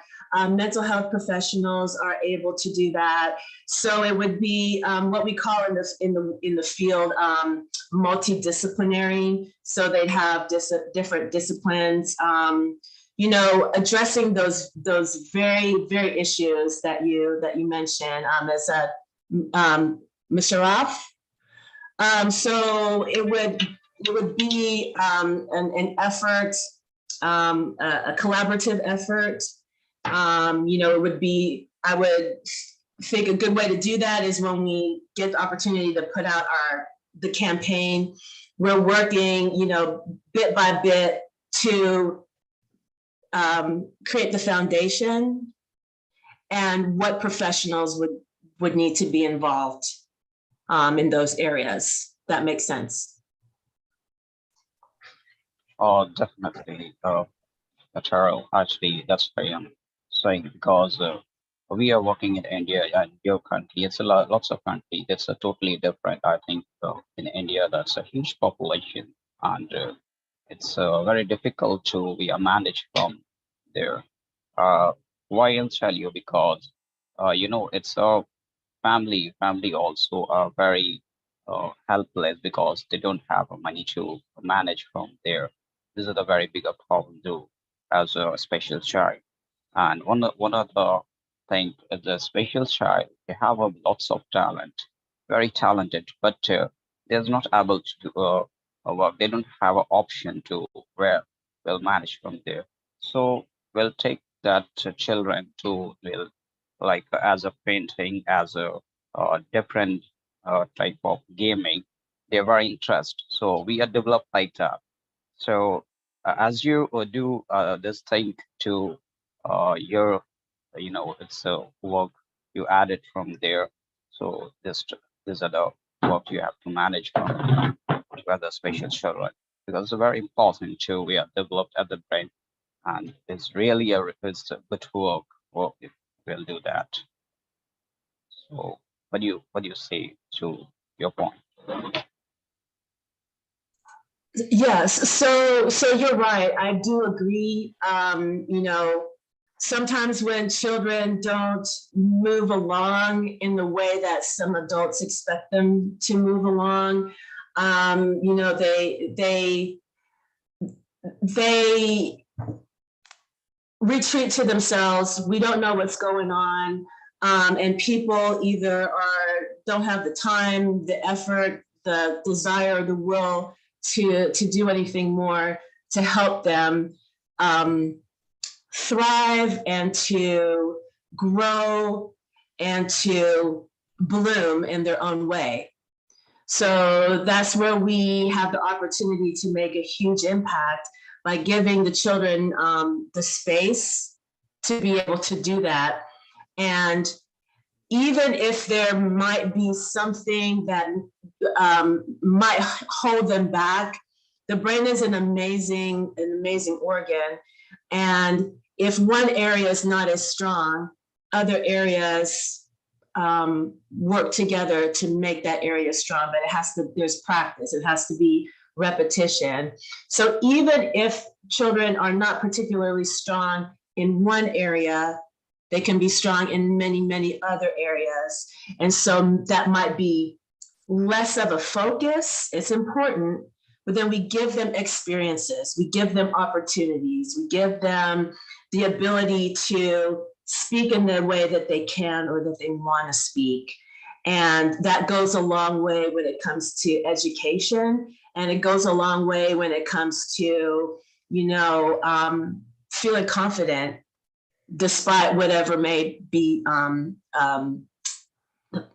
holding you back that you can't control. All right. Okay. Definitely. Latoya, thank you. Yes. Musharraf, you got to have a whole nother show for the questions you're asking, brother, but I appreciate you. She answered all your questions pretty good there? Yeah, actually, Chris, I'll just say that I'm also doing work from there. It's a very huge population. It's like 25,000 people. They are stay at one place and they don't have an option. They don't have an opportunity. It's like you not believe it's very difficult to they will earn $1 in a day and they will manage his family. It's a very difficult. In that particular area, we have to do this work, our team. So that's why we'll ask this question. No, good. They were a great question, Musharraf. Do me a favor, connect with Latoya. I'm sure Latoya and her father can help out with a lot of things that's going on over there. You guys could probably have some pretty good emails and learn from each other. I appreciate your questions, though. Thank you. Thank you. Thank you very much. I'm gonna still be around. I'll be listening on my headset, but I'm getting snacks and things. So I got you, Latoya. I'll still be here. I'll still be here. Thank you. You gotta be a mom. We got you. All right, Miss Dr. Benny, my queen, come on down. Thank you so much, Brother Chris, for giving me this opportunity. Good evening, good morning, good afternoon to each and everyone. I want to take this special moment to thank Miss Latoya and her daddy for sharing this opportunity. We know that these children, they need a lot of help. And because of OnPassive, OBless is going to help.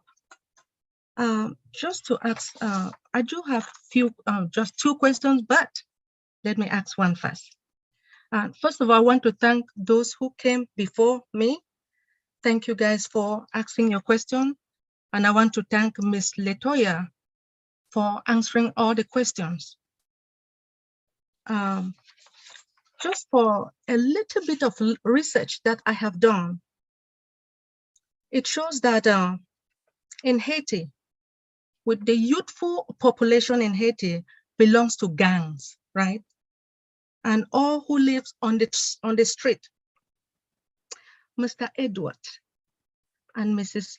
Latoya, do you guys have any plans for those children?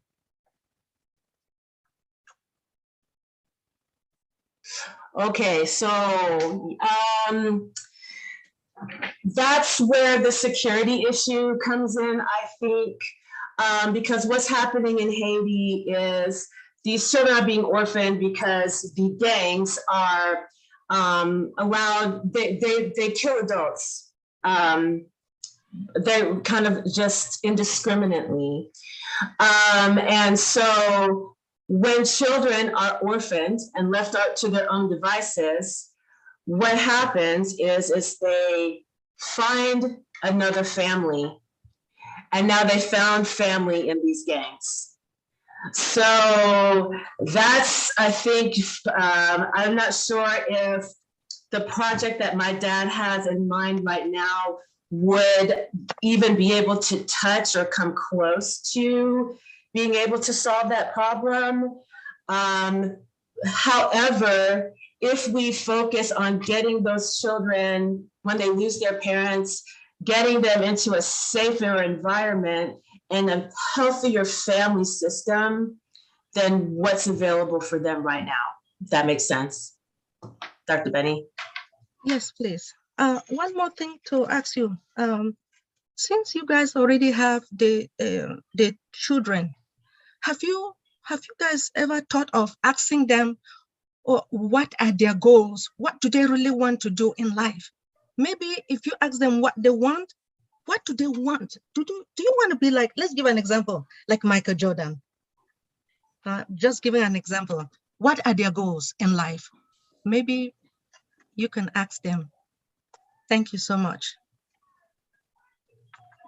Yes, absolutely. And like I mentioned, it's, children, they're people, they're young humans, so they have goals and they have aspirations, kind of depending on where they are, developmentally, age-wise and things like that. That would definitely be a conversation to have with the older children. As we're getting with the younger children, they have more opportunities and more experiences to get to know what they like, what they don't like. Maybe they like gardening, maybe they like, volunteering, maybe they like cooking, and they get an opportunity to try out a whole range of things. And it's the experiences that are important.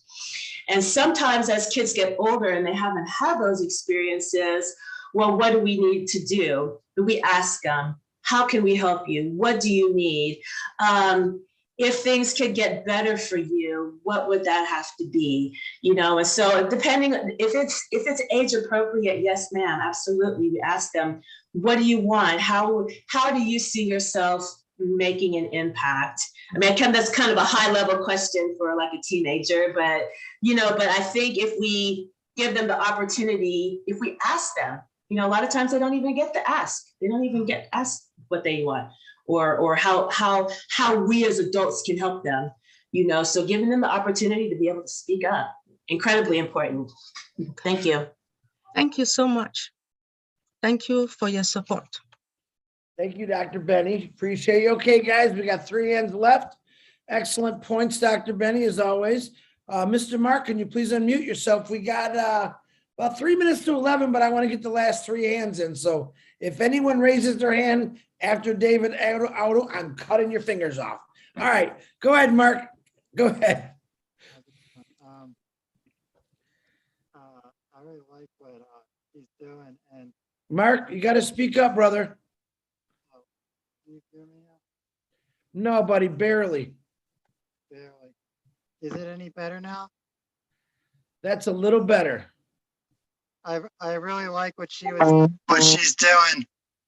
Can you hear me now? Yes, we can hear you now, Mark. How you doing, brother? Okay. I like what she's doing, and I was thinking that she could, or somebody could somehow donate a lot of musical instruments, and then young people can play the musical instruments that they are given for free. Really nice instruments, $5,000 a piece, and then people can have fun playing the musical instruments, and their days will be better because they play music. And I played my trumpet tonight, and it was a lot of fun to play my trumpet. It made my day better.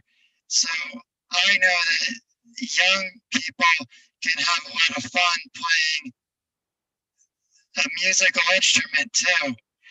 And somebody should donate a lot of musical instruments, a lot of nice musical instruments to the place that she's talking about. Very good. Oh, thank you. Thanks, Latoya. Mark. Yeah, so I just want to be clear. This is my dad's project.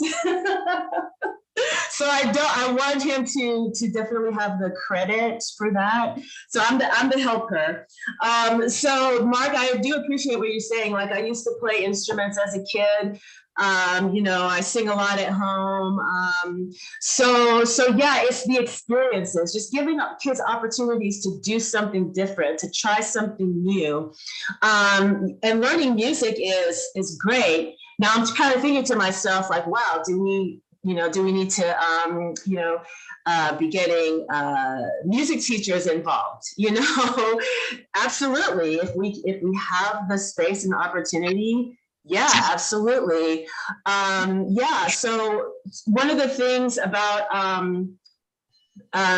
being a musician is that helps with so many aspects of your life. not only just the enjoyment of hearing the music and being creative and reading music, it's like math, so if you add music into any type of educational system, it increases anybody's level of intelligence. And I don't want to say it's a proven fact, but I think I've heard it in the research somewhere out there that knowing music and being able to understand, read, play music, play instruments, singing, all of that is great for the brain. It is awesome. It is awesome for the brain. So yeah, I like that idea. Thank you, Mark. I would teach music for free. Music is my favorite thing on earth. I would teach music for free. I can play the trumpet, and I'm good at playing the trumpet. And I also think that somebody should donate like 25,000 boxes of colored pencils and pads of paper so everybody can color colorful pictures with colored pencils. I like it, Mark. Oh, bless is coming, brother. Oh, bless is coming. Keep putting those ideas down, and I would love to see you as a music teacher, Mark. I really would. Thank you for the questions, Mark, and Latoya. Thank you for answering again. Okay, Dr. Imelda, and then we got David Odo, and then Julie Nguyen, I know, has to say something too. Dr. Imelda, please unmute yourself, please. Thank you very much, Chris. And I really want to thank Latoya and the rest of the panelists. Hello, everyone. Okay, I really do not have questions for Latoya. I listened, and I really want to commend you and your father for the philanthropic gestures you're doing with such a humanity heart that you do have. But I'm just trying to comment here that we will be able to utilize OBLES to leverage all what you are doing and what you hope to do, especially by connecting those who are in need to those who have the ability to make the provisions. For instance, via OBLES, somebody like Mark will be able to utilize that platform to do what? Provide the services he just said he could. I'll give you just a quick example. Just lately, I came from Libreville, just from some orphanage and shelter seeing me on Facebook, realizing that I do philanthropic work. They reach out to me and see if I can just provide them water. That's to tell you how much that the world today needs the basic things. The basic necessities of lives are totally lacking. Considering what my sister mentioned earlier about our young children engaging in guns. When I went to Libreville, there were a good number of children who were under protection, meaning I couldn't take pictures with them because, again, it's going to expose them to the gang-related environment. Why am I bringing all of this? To say that what Mr. Mufare has put in place, OBLES, is definitely going to be that platform that's going to be our one-stop go-to environment where it can be able to connect people who can be able to provide things like this, instruments like Mr. Mark is appealing to, as well as with people who can provide the services that are necessary. So again, Latoya, you and your dad are doing the best thing. And with all of us within OnPassive, it's what we are longing for.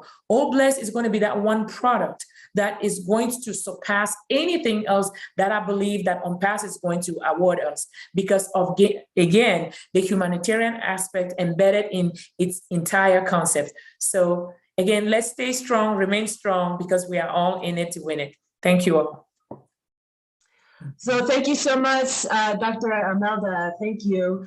Yes, and that's exactly my train of thought there. Whatever we need, I just wanted to say to Mark, he mentioned donating.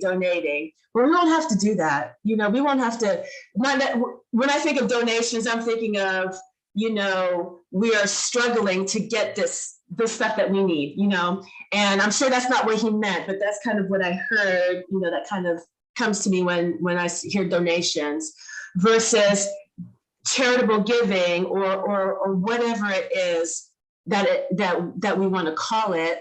But yes, OnPassive is the total solution. It's the total solution for everything. So if you left your contact information for me and my dad in the chat, I have taken screenshots or taken pictures of all that information. I know Engineer Mike left me a number, that young lady,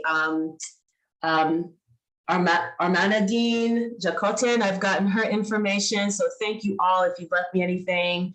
If you want to leave me anything, I know we're running short on time.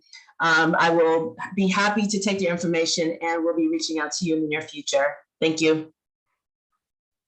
Wonderful. David Oda, you had your hand up. Would you like to say something, brother? I was just kind of bouncing around back and forth about childhood and stuff, right? And like it depends. Like, okay, they're all refugees and that, so a lot of them probably come from places where they haven't been exposed to a lot of things. So, you know what I mean? Like giving them stuff that's gonna get them going, and you know, like show them new things and that. Let a kid be a kid, right? You know, and they're like sponges. I know I was a kid once, right? But you know, like I say, you were never a kid, David. Come on now. No, David, I agree with you on that. That's a big problem with me in this world today is we don't let our kids be kids. Kids are supposed to be having fun, enjoying things, because sooner or later they're going to get old and crepit like us, and we can't do nothing. So yeah, let kids be kids and let them learn as much as they can. David, go ahead. Because I mean, like, well, growing up, I was in home to home and stuff, and not all of them are that great, right? And so by the time I was 16, I decided to cut out on my own, be my own boss. But I was still a kid, eh? But like I say, what I look back on and what children are going through today in really, really bad areas and stuff, they really, really need guidance. And they basically, if they're given an opportunity, they're going to go for it, right?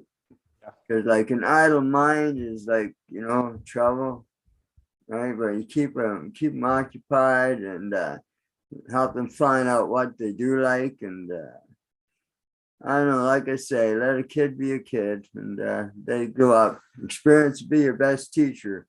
My father always told me, and that's pretty true. Absolutely, David. Absolutely. Okay, thanks for letting me speak. Y'all have a good night. You're welcome, David. Okay, before I let Julie go on, I want to thank everyone so I don't forget because I got it all in my head. I know Daryl had just left because he had to get some sleep. I want to thank Daryl Cook for taking those notes like he always does. I definitely want to thank Mr. Edward Francis and his beautiful daughter, LaToya, for bringing a whole new, listen, we started with one way, but I think we kept it to the program as far as kids. Edward, I appreciate you for bringing this up. We got a lot of attention for Haiti tonight. I think you should be very proud of your daughter because she's a phenomenal lady. And I'm so glad we got to meet both of you. So I appreciate you both. I want to thank all the speakers that got on here. Theodore Williams, who is the silent gem that I'm definitely going to tickle more to get him to talk some more. I know he's got a lot more in him. I want to thank all the speakers on here. I want to thank Julie Wen, Lynn Nakamoto for helping running the board and advertising, Marty DeGarmo for coming on here and saying his wise words, and everyone on the YouTube channels that are watching. And hold on, I got another message. I'm getting all kind of messages right now. Yeah, and then just everyone for coming here. So on that note, I want to hand it over to Julie Wen. Where are you? Julie, go ahead and unmute yourself, please.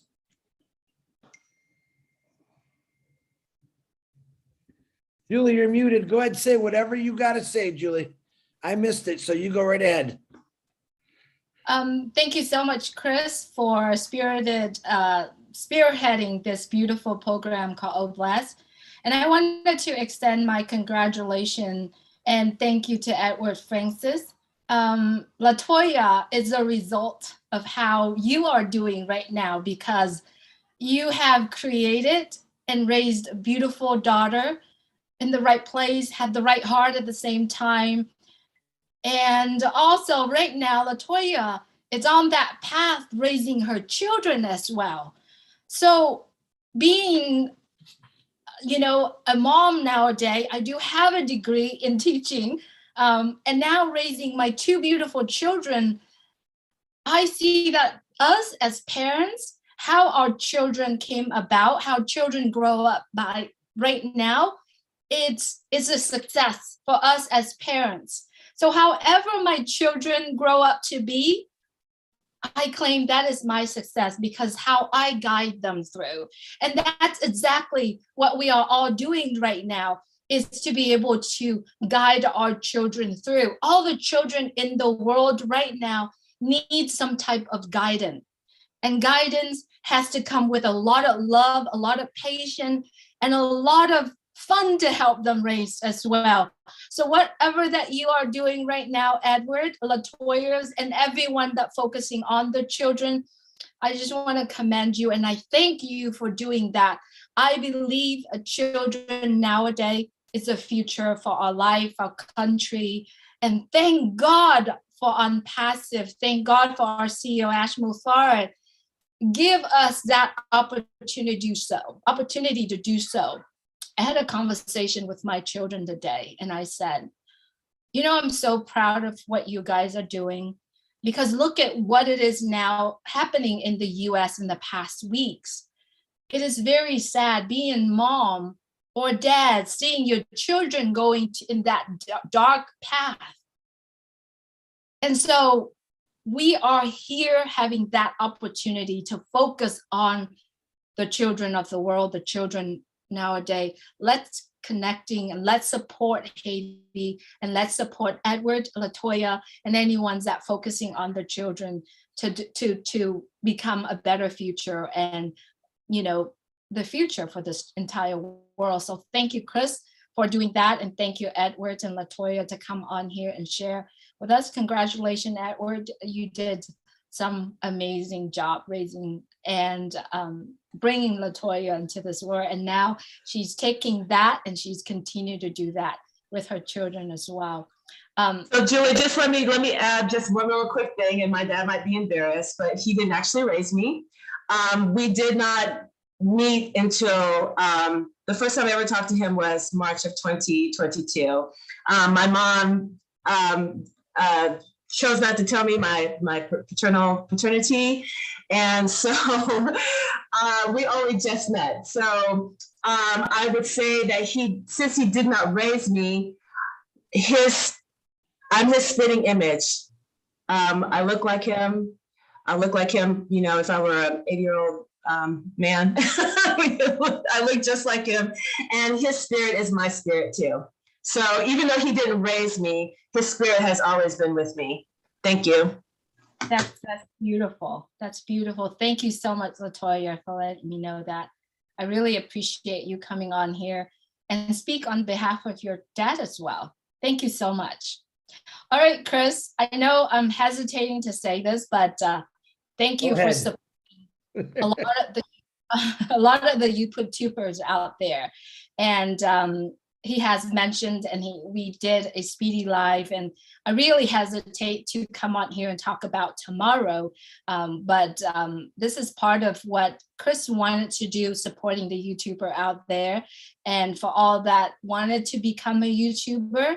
So tomorrow at 7:00 p.m. Eastern time, I asked Marty to ask Dan and Mike and everyone that know and understand how powerful it is to have your own YouTube and to share it out to the world. I believe in the massive action. Let's say if 1.5 million of us has YouTube that talk about Unpassive, imagine the massive impact to the world. So tomorrow I'm holding a no pro YouTube tell it all how I did it when I start building and putting together the Julie and Milo show, and on YouTube, and also for my personal YouTube as well. I will be doing that, and I'll share what I did, how I did. It will be baby step. So if you already have the YouTube channel and you are doing well, and you know exactly what to do, you're more than welcome to come in and share. However, the panel only have 100 people on the panel, so that the people that actually truly needs to work on YouTube and how to set up, they can come on and they can ask questions. So tomorrow it's at 7 p.m. Eastern time. Please, if you have a laptop and if you have an iPhone, that is what we're focusing on. Laptop is for you to watch the Zoom. On the Zoom, the iPhone is for you to follow. It's going to be baby step. So for some of us, it might be really boring, but you want to be there when Dan and Marty, and I haven't gotten a confirmation yet, but I know that Marty will be there.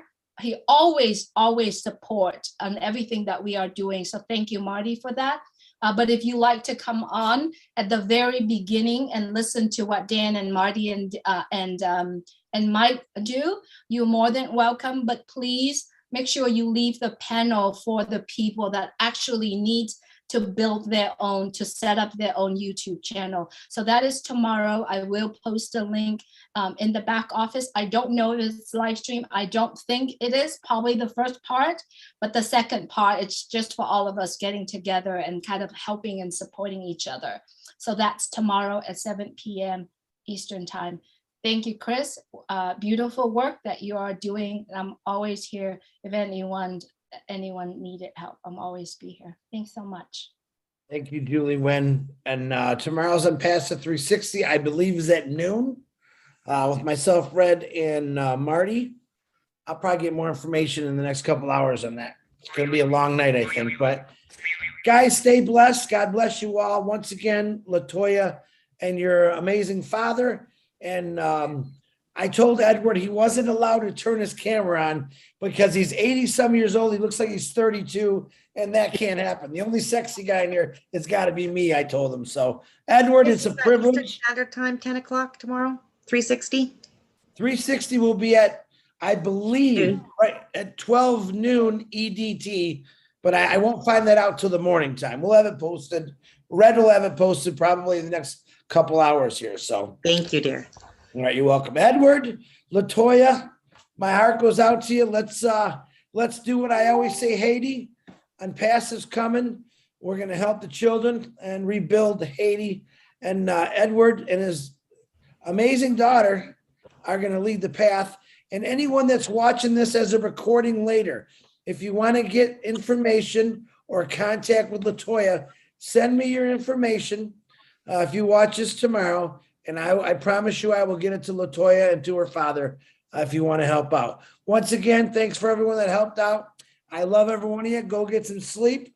The excitement is just starting. And when we launch to the world, you guys, you haven't seen me excited yet. When I know that we're putting apples in people's bellies, people's hands, people's countries to better them, then you're going to see some excitement.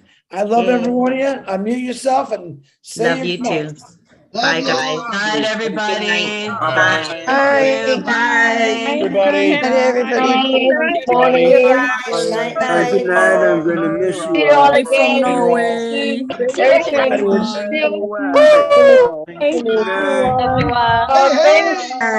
Yes, thank you, Julie. Love you all. Julie. Thank you so much. Have a good night, everyone. everyone. See all of you soon. Real soon. Sylvie. Wait a minute. Good night. One thing. Hold on, John. Hold on. Let me say one thing. Lily Lane, I had an assignment that I completely forgot about, and I see your face. Lily Lane, what was my assignment I gave everyone last week? The assignment was, if they lose everything that they have, what would they do? Okay. Bye-bye, Chris. That's where we're going to start out. Hi, Runa. That's what we're going to start out next week. And Lily Lane is going to be the first speaker before 10 seconds after I talk to answer that question. So Lily Lane, say it one more time. What was the assignment? What will you do if you lose everything that you have? Oh, that's easy. The That's dogs fast. died, your chicken died, everything. All right. Good night, everyone. We'll see you next. We'll see you tomorrow. Good night, Dr. Benny. Bye. Good night, Bridget. Was Good night, brother. Good I night, didn't Julie. forget Lily. I was waiting for you. Everyone. I was waiting for you at Good the night. end. Have a good day. Good night.